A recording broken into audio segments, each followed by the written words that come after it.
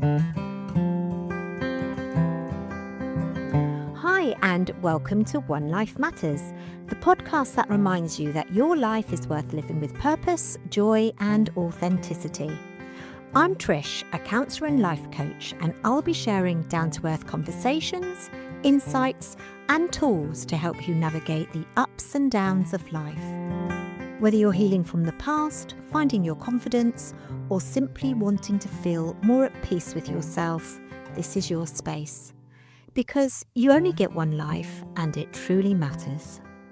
Just before we get into this episode, I just want to mention that this podcast is for general information, insight, and reflection only. It's not a substitute for personal therapy, counselling, or medical advice. Today, I want to talk about something that, if we're honest, most of us are searching for, and that's happiness. I was chatting to a friend in the gym the other day about the meaning of success, and it reminded me of a moment a couple of years ago. I'd been invited to speak at an International Women's Day event in Manchester, and I was surrounded by these incredible powerhouse women. And right in the middle of it, the presenter put me on the spot and asked, "What does success mean to you?" I'm not sure if she expected a more corporate answer, but my reply was simple.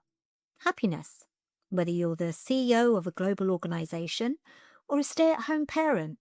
If you can look at your life and say, this is enough, then you've made it. You're successful.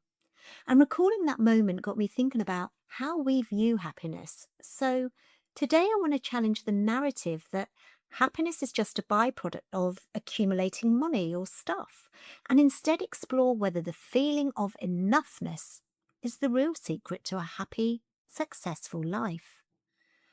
I think that most of us have been sold a version of happiness that looks like more money, the right body, the perfect relationship, a beautiful home, a life that from the outside looks like we've made it.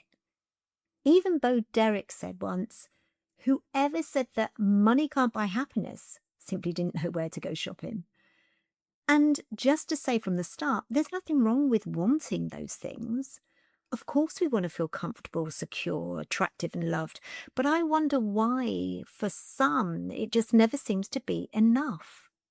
You know, I often sit with clients who, from the outside, appear to have everything that we're told should make us happy.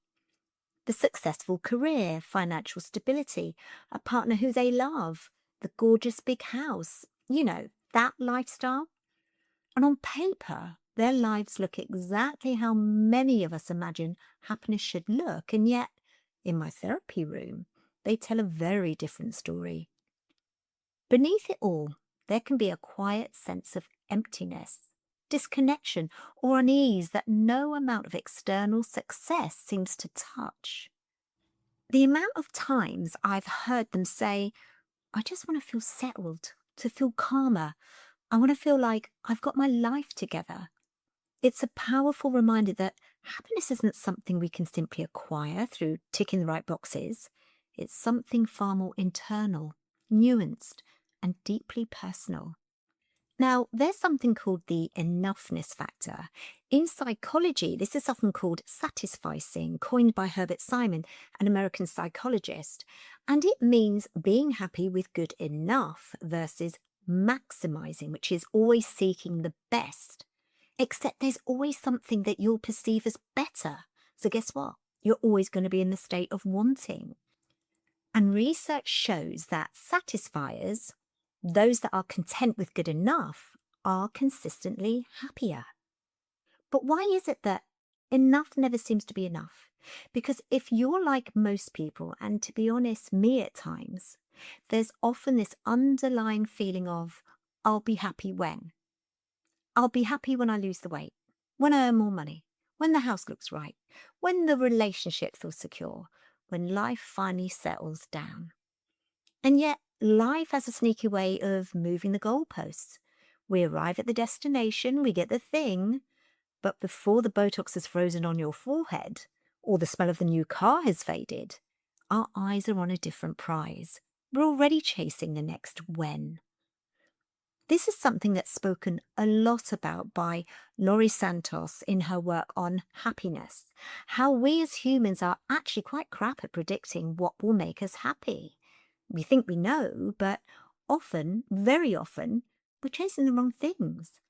There's even a name for this, hedonic adaptation, which is just a fancy pants way of saying we get used to things. That expensive new car becomes just a car. And that big promotion at work becomes, well, just part of the job. And if you're one of the minority who loses weight and manages to keep it off, by whatever means, well, even fitting into your goal weight jeans becomes the new normal. And then your head starts thinking, okay, what next? So if happiness is always tied to the next thing, we end up in a constant state of chasing. And, the problem with chasing happiness is that we never quite catch it, not the lasting kind, anyway. Now, when we look at cultures or communities that are often described as happier, such as Ikaria, a small Greek island that's part of the so called blue zones, or the documentary Happy, the focus isn't on wealth, status, or having more. It's a hell of a lot simpler than that. It's about connection, purpose, and community. It's about slowing down and feeling like you belong. And I don't know about you, but I think it kind of challenges everything we've been taught. We live in a world that tells us more is better, upgrade, improve, achieve. And there just isn't enough or comparatively little that tells us how to just be. And this brings me to something else I see so much of in my therapy room. Sometimes it's not that happiness isn't available to us, it's that something in us doesn't quite let it land. For instance, you feel okay, but your mind is still scanning for what's wrong, or something positive, good happens, and instead of fully enjoying it, there's a part of you waiting for it to go tits up and for it to stop. This can link to things like core beliefs, that sense of not being enough or not deserving the good positive things in life, telling yourself, this won't last. And without realizing it, we end up sabotaging moments of contentment. Not necessarily in big dramatic ways, but sometimes gradually in subtle ways. We might overthink, dismiss the good, focus on what's missing. And just to mention, because let's face it, it wouldn't be a One Life Matters podcast if I didn't, a little something about the nervous system. If your system is used to stress, pressure, or striving, then calm, ease, and contentment can actually feel unfamiliar. And what's unfamiliar can feel unsafe and uncomfortable. So, what do? We tend to drift. We move away from the center of our lives without even knowing we're doing it. And it makes me wonder, what are we actually looking for? We've told happiness is a high, its intensity, it's the buzz, the lights, the thrill. But what if we've got it wrong or backwards even? What if happiness is the opposite of a high? What if it's a level, a sense of calm, feeling regulated, grounded, a moment of gratitude? What if it's not attention seeking? It's soul filling. It's the simple, steady feeling of enough. I think this is where things begin to shift. Because if happiness feels more calmer, steady, centered, then that's very different to what many of us have been chasing. We've been looking for something big, when actually it might be something much simpler. Now, at this point, I want to talk a little bit about money because I think it's such a central part of this whole belief around what makes you happy. Money does matter, of course it does. Like I said, we need to feel safe to be able to live, to eat, to have a roof over our heads, to meet those basic needs. And when those things are uncertain, well, it makes complete sense that happiness feels out of reach. But what's interesting is that once those basic needs are met, more money doesn't always create more peace. And I'm not saying that from a place of money doesn't matter, because of course it does. But I wonder, if we believed we were okay, that we were safe enough, that we could handle life as it came along, would our relationship with money feel any different? Would it hold quite so much power over our sense of happiness? Because for many people, it's not just about money itself, it's about what that money represents: safety, freedom, worth, success. And if those things feel shaky internally, we can end up trying to secure them externally. Which brings us back to this idea of more. More money, more success, more improvement, more certainty. But what if there comes a point where enough is enough? I don't mean in a limiting way. What I'm trying to say is, what if you didn't have to keep striving to prove that your life is okay? What if you could begin to notice what's already there? The small moments, the ordinary ones, the things we often rush past on the way to something better. Because so often happiness isn't missing, it's just overlooked. It's a beautiful irony that we spend our lives chasing the big moments, only to realize later that the big moments were actually the small ones we were too busy to notice. We treat the present like a waiting room for a future that hasn't arrived yet. The conversation with a loved one or a friend you half listened to is a cup of tea you didn't really taste. The moment of quiet that you filled with Instagram. Now, I'm not going to go on too much about this because I covered quite a bit in episode 12, people pleasing and the fawn response.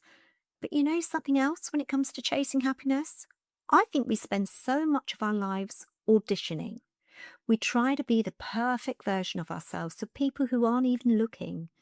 We chase the wrong people, the ones who make us feel like we have to earn our seat at the table, thinking that if we finally win them over, we'll finally be worthy. And I often tell my clients that dropping that act and shifting from, do they like me, to, do I like myself, is a power move. Being enough means realizing that your value isn't a moving target. It's not something you have to hit or a trophy you have to win. It's the calm, steady realization that you are allowed to just be. It's looking at your life, the messy parts, the quiet parts, the unfinished parts, and saying, this is okay. I'm okay.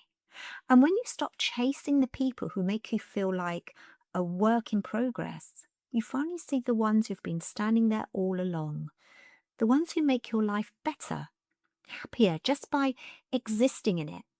The people who don't need you to be high energy or impressive to love and accept you. And in that space, the noise stops and you stop trying to be anyone else for everyone else. You feel safe and enough.